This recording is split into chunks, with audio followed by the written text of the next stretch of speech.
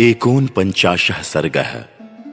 रावण द्वारा सीता का अपहरण, सीता का विलाप और उनके द्वारा जटायु का दर्शन। सीता के इस वचन को सुनकर प्रतापी दशमुख रावण ने अपने हाथ पर हाथ मारकर शरीर को बहुत बड़ा बना लिया। वो बातचीत करने की कला जानता था। उसने मिथिलेश कुमारी सीता से फिर इस प्रकार कहना आरंभ किया। मेरी समझ में तुम पागल हो गई हो, इसीलिए तुमने मेरे बल और पराक्रम की बातें अनसुनी कर दी हैं। अरे मैं आकाश में खड़ा हो इन दोनों भुजाओं से ही सारी पृथ्वी को उठा ले जा सकता हूं, समुद्र को पी जा सकता हूं और युद्ध में स्थित हो मौत को भी मार सकता हूं। काम तथा रूप से उन्मत्त रहने वाली नारी, यदि चाहूं तो अपने तीखे बाणों से सूर्य को भी व्यथित कर दूं और इस भूतल को भी विदीर्ण कर डालूं। मैं इच्छानुसार रूप धारण करने में समर्थ हूं, तुम मेरी ओर देखो। ऐसा कहते कहते क्रोध से भरे हुए रावण की आंखें, जिनके प्रांत भाग काले थे, जलती आग के समान लाल हो गईं। कुबेर के छोटे भाई रावण ने तत्काल अपने सौम्य रूप को त्याग कर तीखा एवं काल के समान विकराल अपना स्वाभाविक रूप धारण कर लिया। उस समय रावण के सभी नेत्र लाल हो रहे थे। वह पक्के सोने के आभूषणों से अलंकृत था और महान क्रोध से आविष्ट हो नील मेघ के समान काला दिखाई देने लगा। वह विशाल काय निशाचर परिव्राजक के उस छद्म वेश को त्याग कर 10 मुखों और 20 भुजाओं से संयुक्त हो गया। उस समय राक्षस राज रावण ने अपने सहज रूप को ग्रहण कर लिया और लाल रंग के वस्त्र पहनकर वह स्त्री रत्न सीता की ओर देखता हुआ खड़ा हो गया।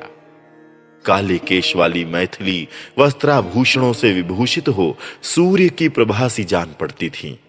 रावण ने उनसे कहा, वरारोहे, यदि तुम तीनों लोकों में विख्यात पुरुष को अपना पति बनाना चाहती हो तो मेरा आश्रय लो, मैं ही तुम्हारे योग्य पति हूं।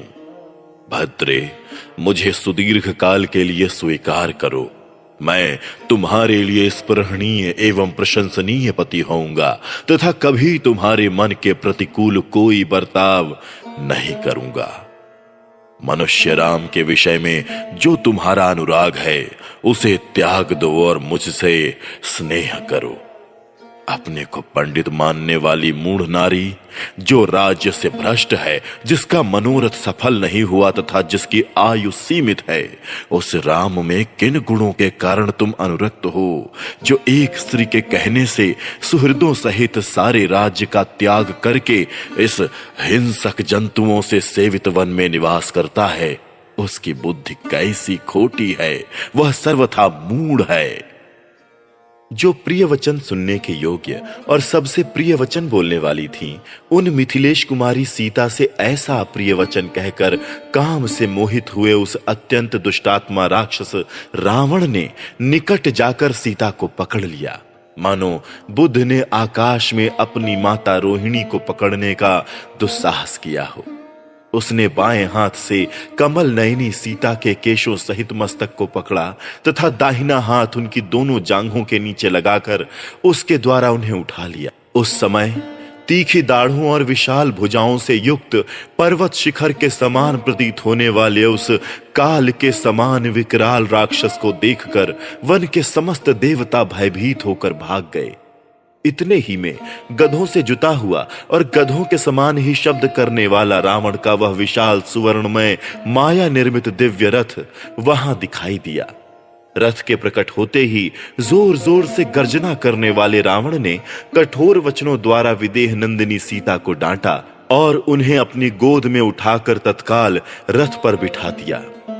रावण के द्वारा पकड़ी जाने पर यशस्विनी सीता दुख से व्याकुल हो गईं और वन में दूर गए हुए श्री रामचंद्र जी को हे राम ऐसा कहकर जोर जोर से पुकारने लगी।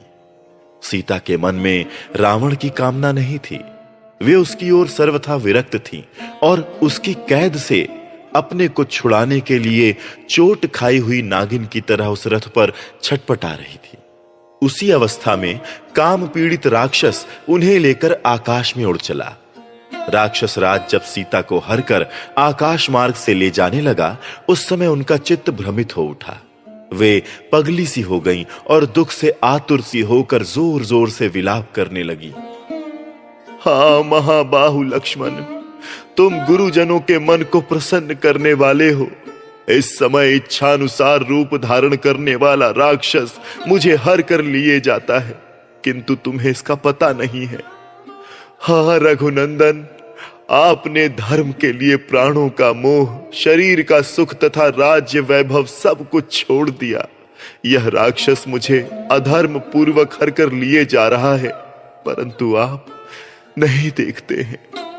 शत्रुओं को संताप देने वाले आर्यपुत्र, आप तो कुमार्ग पर चलने वाले उद्दंड पुरुषों को दंड देकर उन्हें राह पर लाने वाले हैं। फिर ऐसे पापी रावण को क्यों नहीं दंड देते हैं? उद्दंड पुरुष के उद्दंडता पूर्ण कर्म का फल तत्काल मिलता नहीं दिखाई देता है, क्योंकि इसमें काल भी सहकारी कारण होता है। जैसे कि खेतों के पकने के लिए तदनुकूल समय की अपेक्षा होती है। रावण, तेरे सिर पर काल नाच रहा है। उसी ने तेरी विचार शक्ति को नष्ट कर दिया है, इसीलिए तूने ऐसा पाप कर्म किया है। तुझे श्री राम से वो भयंकर संकट प्राप्त हो जो तेरे प्राणों का अंत कर डाले।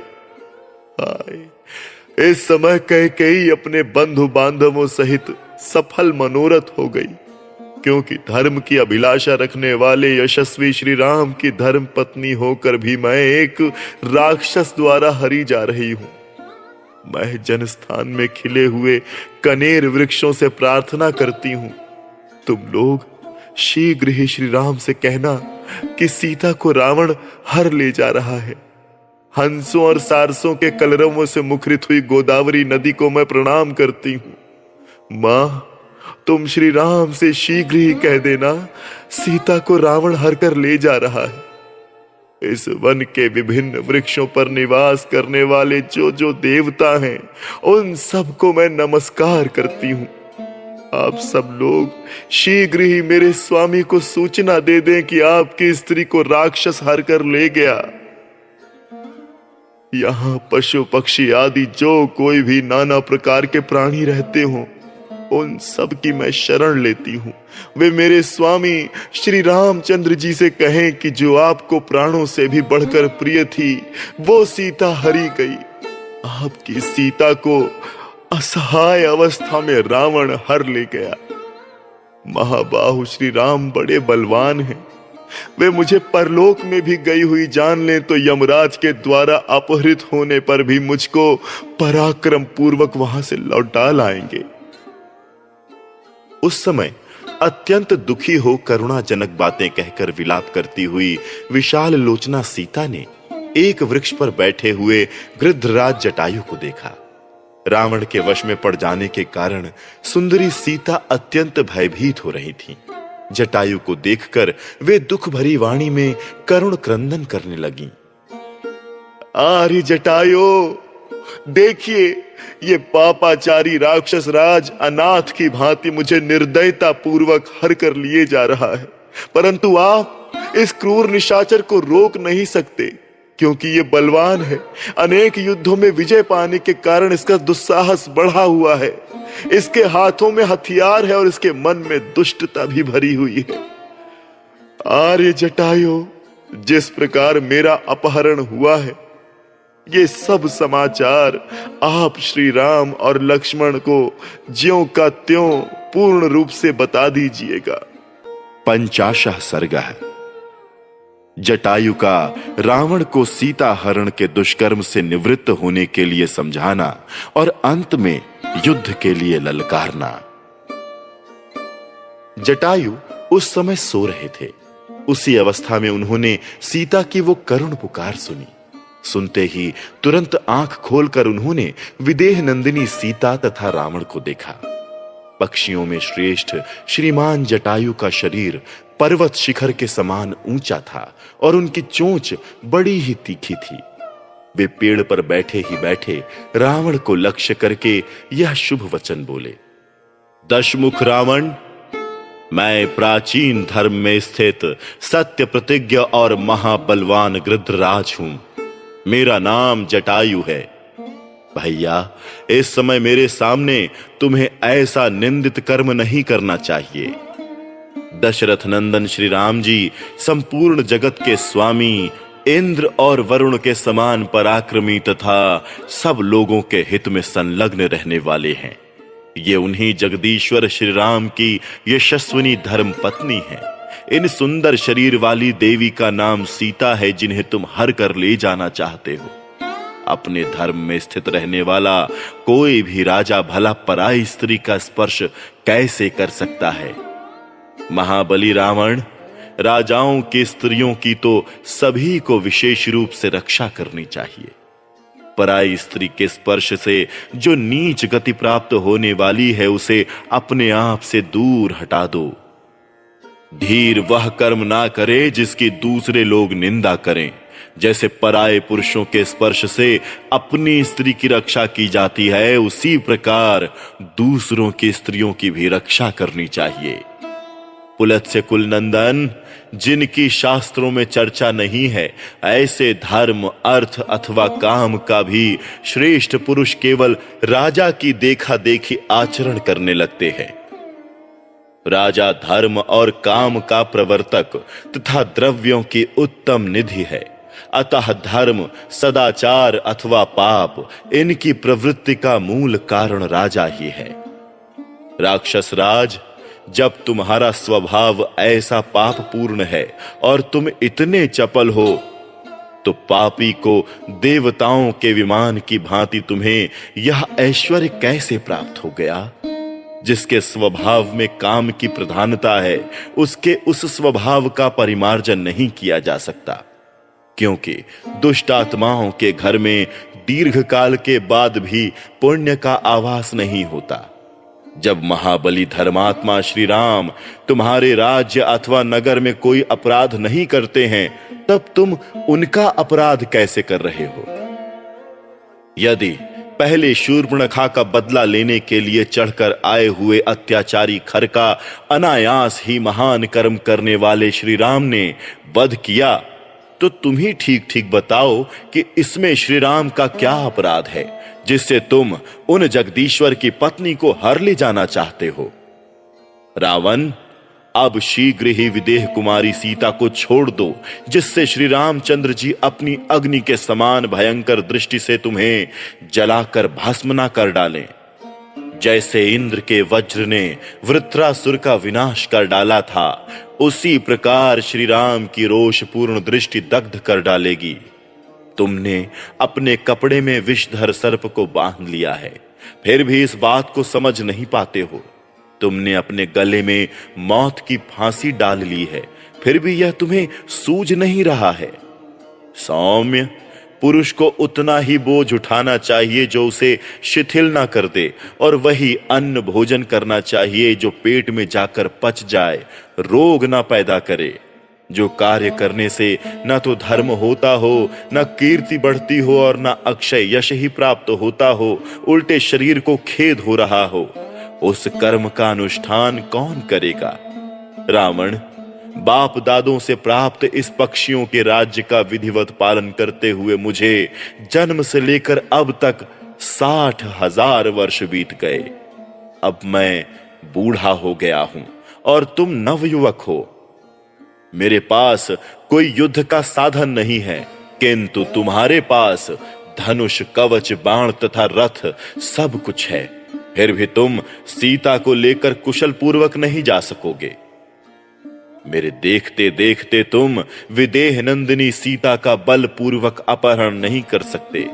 ठीक उसी तरह जैसे कोई न्याय संगत हेतुओं से सत्य सिद्ध हुई वैदिक श्रुति को अपनी युक्तियों के बल पर पलट नहीं सकता। रावण, यदि शूरवीर हो तो युद्ध करो, मेरे सामने 2 घड़ी ठहर जाओ, फिर जैसे पहले खर मारा गया था उसी प्रकार तुम भी मेरे द्वारा मारे जाकर सदा के लिए सो जाओगे।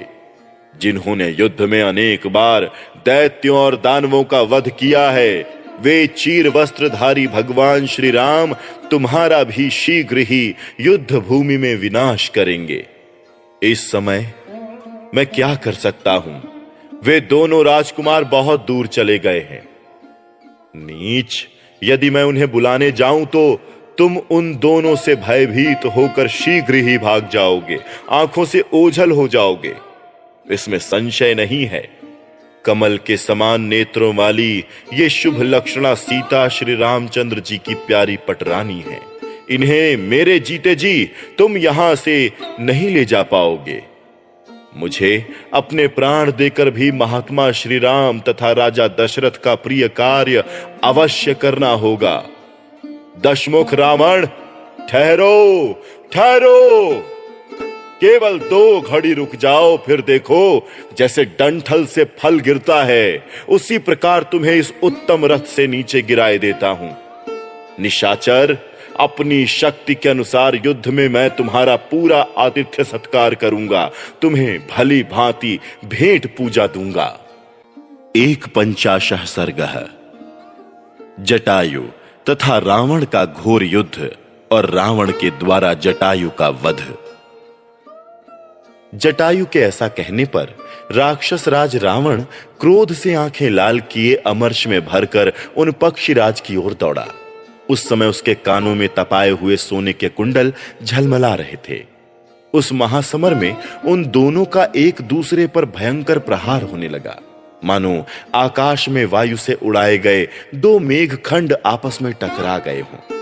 उस समय गृध्र और राक्षस में वह बड़ा अद्भुत युद्ध होने लगा, मानो 2 पंखधारी माल्यवान पर्वत एक दूसरे से भिड़ गए हों। रावण ने महाबली गृध्रराज जटायु पर नालीक, नाराज तथा तीखे अग्रभाग वाले विकर्णी नामक महाभयंकर अस्त्रों की वर्षा आरंभ कर दी। पक्षीराज गृध्र जातीय जटायु ने युद्ध में रावण के उन बाण समूहों तथा अन्य अस्त्रों का आघात सह लिया। साथ ही उन महाबली पक्ष शिरोमणि ने अपने तीखे नखों वाले पंजों से मार मार कर रावण के शरीर में बहुत से घाव कर दिए। तब दशग्रीव ने क्रोध में भरकर अपने शत्रु को मार डालने की इच्छा से 10 बाण हाथ में लिए, जो कालदंड के समान भयंकर थे।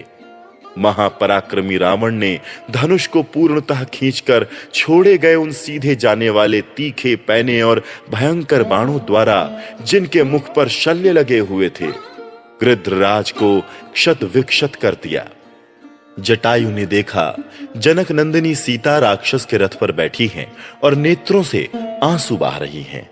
उन्हें देखकर गृध्रराज अपने शरीर में लगते हुए उन बाणों की परवाह न करके सहसा उस राक्षस पर टूट पड़े। महातेजस्वी पक्षीराज जटायु ने मोती मणियों से विभूषित बाण सहित रावण के धनुष को अपने दोनों पैरों से मारकर तोड़ दिया। फिर तो रावण क्रोध से भर गया और दूसरा धनुष हाथ में लेकर उसने सैकड़ों हजारों बाणों की झड़ी लगा दी। उस समय उस युद्ध स्थल में गृध्रराज के चारों ओर बाणों का जाल सा तन गया। वे उस समय घोंसले में बैठे हुए पक्षी के समान प्रतीत होने लगे। तब महातेजस्वी जटायु ने अपने दोनों पंखों से ही उन बाणों को उड़ा दिया और पंजों की मार से पुनः उसके धनुष के टुकड़े टुकड़े कर डाले। रावण का कवच अग्नि के समान प्रज्वलित हो रहा था।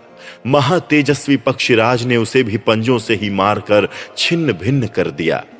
तत्पश्चात उन बलवान वीर ने सम्रांगण में पिशाच के से मुख वाले उन वेगशाली गधों को भी, जिनकी छाती पर सोने के कवच बंधे हुए थे, मार डाला।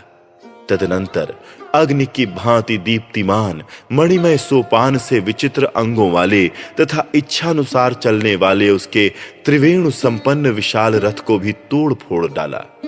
इसके बाद पूर्ण चंद्रमा की भांति सुशोभित छत्र और चंवर को भी उन्हें धारण करने वाले राक्षसों के साथ ही वेग पूर्वक मार गिराया। फिर उन महाबली तेजस्वी पक्षीराज ने बड़े वेग से चोंच मारकर रावण के सारथी का विशाल मस्तक भी धड़ से अलग कर दिया।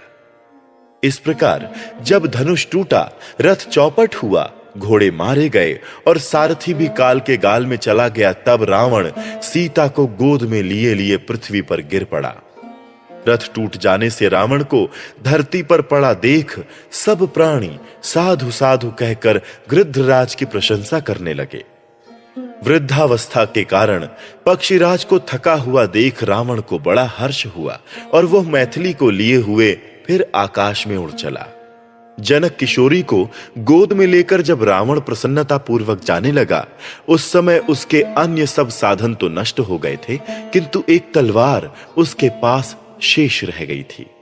उसे जाते देख महातेजस्वी गृध्रराज जटायु उड़कर रावण की ओर दौड़े और उसे रोककर इस प्रकार बोले, मंद बुद्धि रावण, जिनके बाणों का स्पर्श वज्र के समान है, उन श्री राम की इन धर्म पत्नी सीता को तुम अवश्य राक्षसों के वध के लिए ही लिए जा रहे हो। जैसे प्यासा मनुष्य जल पी रहा हो, उसी प्रकार तुम मित्र, बंधु, मंत्री, सेना तथा परिवार सहित यह विषपान कर रहे हो। अपने कर्मों का परिणाम न जानने वाले अज्ञानी जन जैसे शीघ्र ही नष्ट हो जाते हैं, उसी प्रकार तुम भी विनाश के गर्त में गिरोगे। तुम काल पाश में बंध गए हो, कहां जाकर उससे छुटकारा पाओगे। जैसे जल में उत्पन्न होने वाला मत्स्य मांस युक्त बंसी को अपने वध के लिए ही निगल जाता है, उसी प्रकार तुम भी अपनी मौत के लिए ही सीता का अपहरण करते हो। रावण, ककुत्स कुलभूषण रघुनंदन श्री राम और लक्ष्मण दोनों भाई दुर्धर्ष वीर हैं। वे तुम्हारे द्वारा अपने आश्रम पर किए गए इस अपमानजनक अपराध को कभी क्षमा नहीं करेंगे। तुम कायर और डरपोक हो। तुमने जैसा लोक निंदित कर्म किया है, यह चोरों का मार्ग है। वीर पुरुष ऐसे मार्ग का आश्रय नहीं लेते हैं। रावण, यदि शूरवीर हो तो 2 घड़ी और ठहरो और मुझसे युद्ध करो, फिर तो तुम भी उसी प्रकार मरकर पृथ्वी पर सो जाओगे जैसे तुम्हारा भाई खर सोया था। विनाश के समय पुरुष जैसा कर्म करता है, तुमने भी अपने विनाश के लिए वैसे ही अधर्म पूर्ण कर्म को अपनाया है। जिस कर्म को करने से कर्ता का पाप के फल से संबंध होता है, उस कर्म को कौन पुरुष निश्चित रूप से कर सकता है। लोकपाल इंद्र तथा भगवान स्वयंभू भी वैसा कर्म नहीं कर सकते। इस प्रकार उत्तम वचन कहकर पराक्रमी जटायु उस राक्षस दशग्रीव की पीठ पर बड़े वेग से जा बैठे और उसे पकड़कर अपने तीखे नखों द्वारा चारों ओर से चीरने लगे, मानो कोई हाथीवान किसी दुष्ट हाथी के ऊपर सवार होकर उसे अंकुश से छेद रहा हो। नख, पांख और चोंच ये ही जटायु के हथियार थे। वे नखों से खरोंचते थे, पीठ पर चोंच मारते थे और बाल पकड़कर उखाड़ लेते थे। इस प्रकार जब गृध्रराज ने बारंबार क्लेश पहुंचाया, तब राक्षस रावण कांप उठा। क्रोध के मारे उसके ओंठ फड़कने लगे। उस समय क्रोध से भरे रावण ने विदेह नंदिनी सीता को बाईं गोद में करके अत्यंत पीड़ित हो जटायु पर तमाचे का प्रहार किया, परंतु उस वार को बचाकर शत्रुदमन गृध्रराज जटायु ने अपनी चोंच से मार मार कर रावण की 10 बाईं भुजाओं को उखाड़ लिया। उन बाहों के कट जाने पर बांबी से प्रकट होने वाले विष की ज्वालामालाओं से युक्त सर्पों की भांति तुरंत दूसरी नई भुजाएं सहसा उत्पन्न हो गई। तब पराक्रमी दशानन ने सीता को तो छोड़ दिया और गृध्रराज को क्रोधपूर्वक मुक्कों और लातों से मारना आरंभ किया। उस समय उन दोनों अनुपम पराक्रमी वीर राक्षस राज रावण और पक्षीराज जटायु में 2 घड़ी तक घोर संग्राम होता रहा। तदनंतर रावण ने तलवार निकाली और श्री रामचंद्र जी के लिए पराक्रम करने वाले जटायु के दोनों पंख, पैर तथा पार्श्व भाग काट डाले। भयंकर कर्म करने वाले उस राक्षस के द्वारा सहसा पंख काट लिए जाने पर महागृध्र जटायु पृथ्वी पर गिर पड़े। अब वे थोड़ी ही देर के मेहमान थे।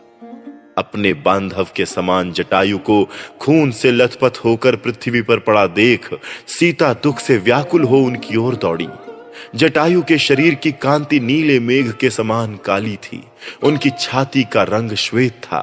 वे बड़े पराक्रमी थे, तो भी उस समय बुझे हुए दावानल के समान पृथ्वी पर पड़े थे। लंकापति रावण ने उन्हें इस अवस्था में देखा। तदनंतर रावण के वेग से रौंदे जाकर धराशायी हुए जटायु को पकड़कर चंद्रमुखी जनक नंदिनी सीता पुनः उस समय वहां रोने लगी। इस प्रकार श्री वाल्मीकि निर्मित आर्ष रामायण आदि काव्य के अरण्य कांड में 51वां सर्ग पूरा हुआ।